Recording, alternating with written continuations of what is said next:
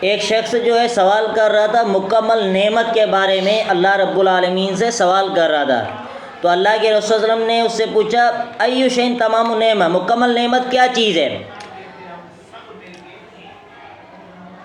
تو اس شخص نے کہا کہ مکمل نعمت یہ کہ میں اللہ رب العالمین سے دعا کر رہا ہوں ارجو بیا خیرن، میں مال کثیر کا سوال کر رہا ہوں۔ تو رسول اللہ صلی اللہ علیہ وسلم نے فرمایا کہ ان من تمام نعمتی، مکمل نعمت یہ ہے کہ جنت میں داخل ہونا، والفوز من النار، اور جہنم سے بچ جانا، یہ کیا ہے؟ یہ مکمل نعمت ہے۔ اسی طرح ایک آدمی کو اللہ کے رسول صلی اللہ علیہ وسلم نے سنا، وہ کہہ رہا تھا یا ذوالجلال والاکرام، یعنی اللہ رب العالمین کی یہ صفت بیان کر رہا تھا یا ذوالجلال والاکرام، تو اللہ کے رسول نے فرمایا قد استجیب لک فصل، تیری دعا قبول کر دی گئی، تو سوال کر اللہ رب العالمین سے۔ تو نبی کریم صلی اللہ علیہ وسلم نے اس آدمی کو سنا، وہ کہہ رہا تھا اللہم انی اسألک الصبر، اے اللہ میں تجھ سے صبر کا سوال کرتا ہوں۔ تو اللہ کے رسول نے فرمایا سألت اللہ البلاء، تو اللہ تعالیٰ سے مصیبت کا سوال کر رہا ہے، بلکہ فاسأل العافیہ، تو اللہ تعالیٰ سے عافیت کا سوال کر۔ کیوں؟ اس لیے جو بندہ اللہ تعالیٰ سے صبر کا سوال کرتا ہے، یعنی وہ اللہ تعالیٰ سے تکلیفیں مانگ رہا ہوتا ہے۔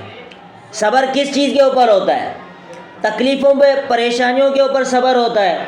تو اللہ تعالیٰ سے عافیت کا سوال کرنا چاہیے، نہ کہ کسی جو ہے صبر کے بارے میں سوال کرنا چاہیے۔ ہاں یہ ہے آپ اللہ تعالیٰ کو یہ کہہ سکتے یا اللہ میرے اوپر جو پریشانی واقع ہے، تکالیف واقع ہے، یا اللہ اگر یہ میری تقدیر میں لکھا ہی ہے، یہ تکلیفیں لکھی ہی ہیں، تو نے امتحان میرے لیے لیا، یا اللہ اس پر مجھے ثابت قدم رکھ، یہ آپ دعا کریں۔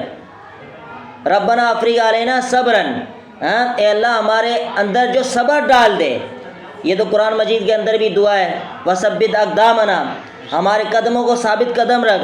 تو اس طرح کی آپ دعا کر سکتے ہیں۔ لیکن ایک بندہ جو ہے ایسے ہی صبر کی دعائیں کر رہا ہے اللہ رب العالمین سے، تو صبر کی دعا کر رہا ہے گویا کہ وہ اللہ رب العالمین سے مصیبت طلب کر رہا ہے، بلکہ اللہ تعالیٰ سے سوال کیا کرنا چاہیے؟ عافیت کا سوال کرنا چاہیے۔ عظیم دعا اللہ کے رسول نے فرمایا سب سے بہترین دعا ہے اللہم انی اسألک المعافات فی الدنیا والآخرہ، دنیا اور آخرت کے اندر عافیت کا سوال کرنا یہ سب سے بہترین دعا ہے۔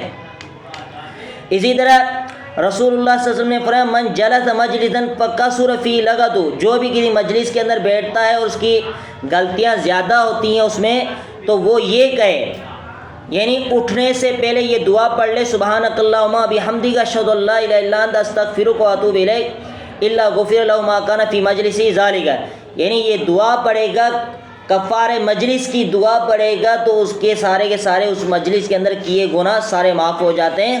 یہ سنن ترمذی اور بہقی کے اندر روایت موجود ہے۔